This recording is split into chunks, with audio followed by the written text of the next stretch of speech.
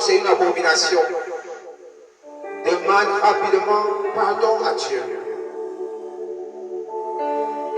Tu travailleras 6 jours et tu feras tout ton ouvrage. Mais le 7e jour est le jour du repos de l'Éternel ton Dieu. Tu ne feras aucun ouvrage ni toi, ni ton fils, ni ta fille, ni ton serviteur, ni ta servante, ni ton bétail, ni l'étranger qui est dans tes portes. Car en 6 jours l'Éternel a fait les cieux, la terre, la mer, tout ce qui est obtenu s'est reposé le 7e jour.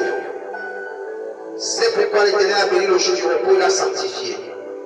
Honore ton père et ta mère, afin que tes jours se prolongent dans le pays que l'Éternel ton Dieu te donne.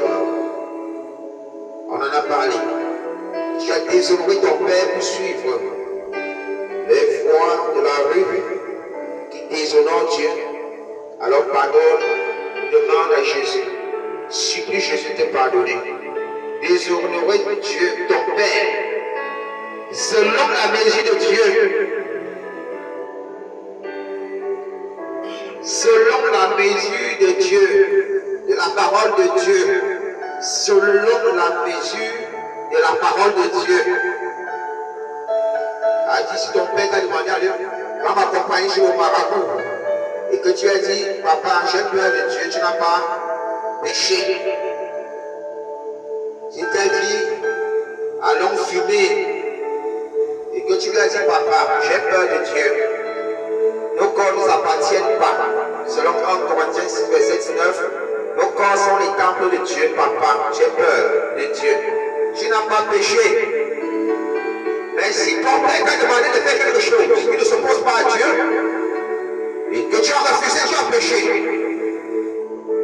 tu dois supplier Jésus de te pardonner. Honore ton père et ta mère, afin que tes jours se prolongent dans le pays que l'Éternel ton Dieu te donne. Tu ne tueras point. Avorter signifie aussi tuer. Imaginer aller tuer quelqu'un, tu l'as fait dans la pensée. Tu t'es imaginé tuer quelqu'un, demande pardon à Jésus et demande-lui la grâce d'éloigner de toi ce genre de pensée. Si tu es arrivé de faire un avortement, tu vas dire à Jésus, papa, je ne serai plus dans cette abomination. Je te supplie, pardonne-moi. Tu ne commettras point d'adultère. Si te retrouver avec l'homme détruit ou la femme détruite, conduit par Dieu, alors dis à Jésus, papa, pardonne-moi. Conduit par Dieu, et si par l'Éternel, par les charmeurs, pas connu par les marabouts. Je ne connais pas ces liaisons. Pas connu par l'argent. Je ne connais pas ces liaisons. Voilà pourquoi elle est détruite. Les liaisons faites par les charmes, je les détruis. Ne parle pas là-bas de ton épouse ou ton époux.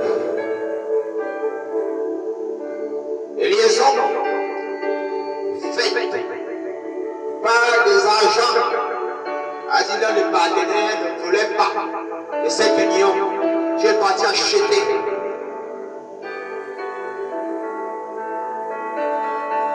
La vie de son père et de sa maman qui l'ont obligé d'être là-bas. Tu n'as pas consulté la voix de Dieu. Dieu n'appelle pas ça mariage. Je parle ici de 2 personnes qui s'aiment en vérité, qui se sont résolues de vivre ensemble. Ils l'ont présenté cette union.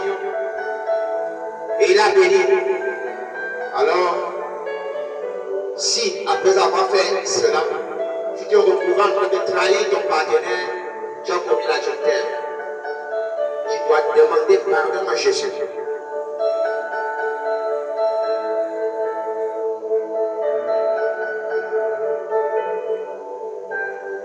Alors sache aussi pas donné temps